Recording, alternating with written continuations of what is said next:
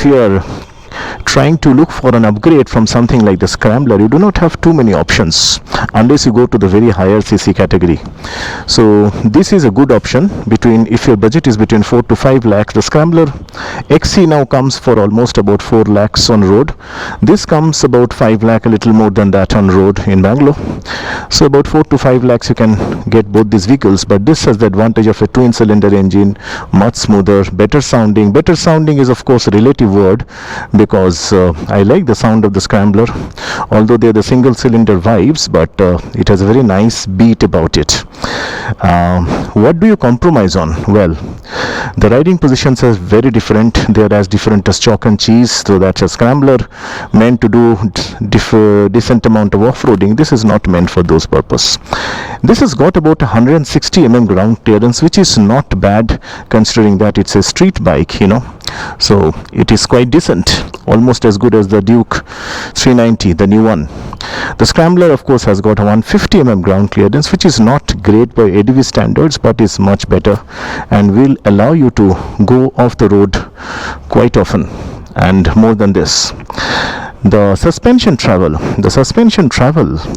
in this, the Tuono, is significantly less. So this is it's 150 mm in the Scrambler. This is about 120 mm, so that's quite less. So that will allow greater amount of off-road ability. The seat height, this is about 800 mm, which is extremely comfortable. So the moment you seated on it, you feel that it's very comfortable. Your feet are touching the ground on 5'8" very easily, unlike the Scrambler, which is I have to kind of tiptoe, you know. So the seat height is about 835 mm. And apart from that, what you see, the tank feels significantly larger in the Tuono. So it feels quite substantial, you know. And the Scrambler has a more slender profile. I think it helps you to grip it better in off-road kind of conditions. So I think it's suited for the purpose it's meant to serve. Apart from that, I think when you actually lift up your legs, this is a little rear set, unlike the Scrambler's comfortable neutral seat, you know, feet position. So this will be good for sporty and enthusiastic riding conditions, but I don't know how it will be when you are into bad roads, broken roads, or very long rides. Maybe the Scrambler will be more comfortable when you're covering long distances. So that's my initial take on if you are deciding to move from the Scrambler to something like the Tuono. I did not purposefully talk about the RS457 because that's a sports bike, completely different category, and people like us who prefer such upright sitting positions will not like the sporty sitting positions. Of course, it's a matter of personal choice, but that's not up to my taste or my preference. The Tuono, it has a very unique bug face in the front. You may like or dislike it, it's up to you, but I like it. Kind of gives the bike a very menacing look in the front. The difference you will notice when you move from something like the Scrambler, which I have been riding, is of course you will notice that on the positive side you will see that it has a bigger disc brake in the front, 320 mm, and I think it's about 220 mm in the back. Scrambler has 240 mm at both ends. So this is going to have a better bite, supposed to have a better bite. I'm not talking about the performance yet, I have not test ridden it. If you look at the radiator, it's significantly larger because it's a twin cylinder machine, of course a larger machine, 457 cc of displacement. Another difference is of course the swing arm. It's quite distinct. So the swing arm is significantly larger, of course, and you find the build quality is as good as the Scrambler. The Scrambler has decent build quality, but this also looks built to last. Actually, of course, it looks more plasticky. The Scrambler is more metal, so this is all plastic, unlike the Scrambler. And Another thing you will notice significantly different is of course the instrument cluster. So this is a completely TFT cluster with lot of information. So the Scrambler looks dated. In front of this you have riding modes, you have phone connectivity, you have turn-by-turn navigation, and a host of other features I will explain in detail sometime later. But yes, those are significantly different features, which is a positive on the Tuono. So I am all set for a test ride of the Tuono 457, a possible upgrade that I'm looking forward to. But let's see, how does it feel in real world, in city traffic conditions? Nice, it starts with a nice hum actually. So the Scrambler sound is also not bad, at least on start or on idle. It's a nice sounding machine is all I can say, so nice. Does it feel extremely more energetic than the Scrambler? Well, in city conditions I would say no, maybe at higher revs.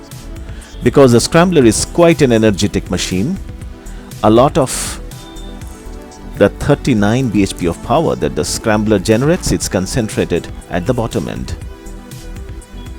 Therefore, although this is a 47 bhp of power, that's about 8 bhp more, you do not feel so. But then as you pick up the revs, you realize, wow, this is thrilling, amazing. The brakes, I've heard not so good things about the brakes on YouTube, but I do not feel so. At least I'm not on this vehicle satisfied. Lovely. So this is a real, you know what I mean. While the Scrambler allows you to go off the beaten track, this will actually encourage the hooligan inside you to come out in the city. So that's what this machine is meant for, and it sounds really nice. Especially when you shut down the helmet visor and you rev the throttle, there is a nice hum, and you can feel the twin cylinder smoothness.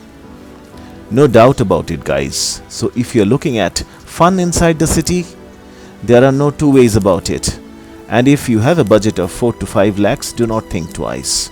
The Tuono is a fantastic machine. But yes, my foot pegs are quite rear set.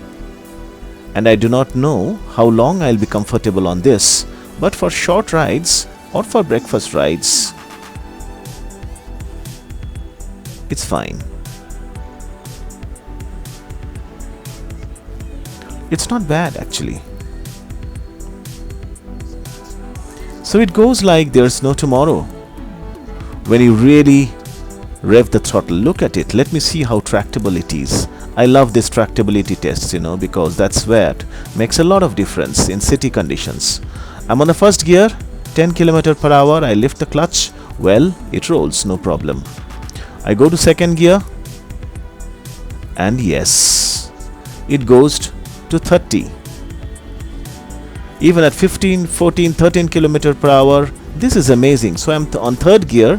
This is as good as my Scrambler. Make no mistake, this is absolutely a city machine, as good as it will be on the highway. Because I'm guessing I'm still at 24. Wow.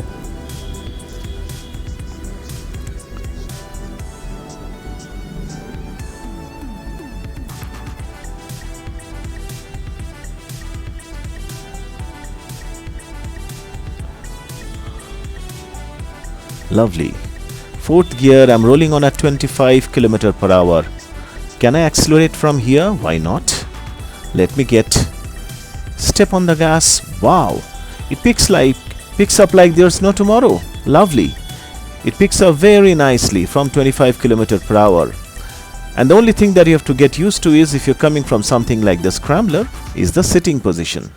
Although it's quite upright, it will not be uncomfortable for the long commute, I guess, or long distance. But it is about your knee position. It's rear set and it's folded, so it could be a little painful, but that's what it is meant for. It is not meant for off-roading. Scramblers are not meant for Scramblers are meant for long distance, and this can endure the pain. If you can endure the pain, it will not be as uncomfortable as you think, but definitely it is smooth. So the two-cylinder smoothness can be felt, And even if I kind of build up on the revs, I bring it to the second gear, no, absolutely nothing on the foot pegs, no buzz, zero vibrations on the handlebar. So 3000 rpm, 4000 rpm, 5000, probably something is there at the handlebars, but it's hardly anything that you can notice. This is really a gem of a machine, so definitely worth considering. A very friendly seat height of 800 mm.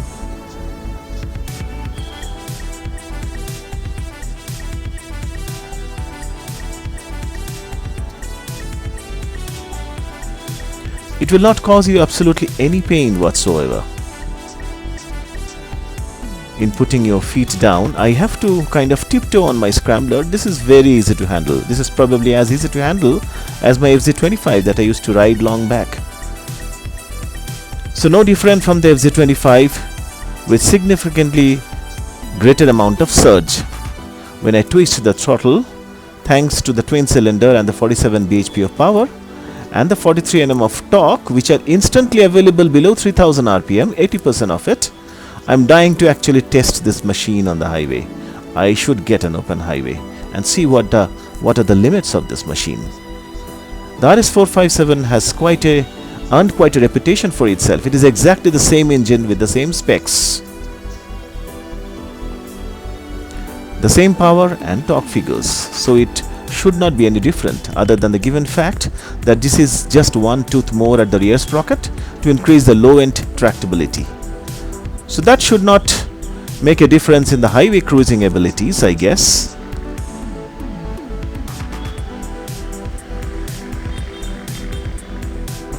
The Tuono 457 is not something one would really compare with the Scrambler, given the fact that they belong to completely different genre of motorcycles. However, given the lack of Scrambler options in the 4 to 5 lakh category, I thought this was a logical comparison, comparing the Scrambler to the Tuono, if you are actually planning for an upgrade. Now of course one could argue, why not compare with the Bear 650? Well, I'm not particularly a fan of the Bear 650 because I don't think it's really a Scrambler. I feel it's a bit too heavy to call itself a Scrambler, and also the suspension and hardware I don't think is really suited for scrambling. Nonetheless, I love making these unusual comparos, and if you love the content that I create, do not forget to come back by hitting the subscribe button, and if you like the content of today, do not forget to give it a thumbs up.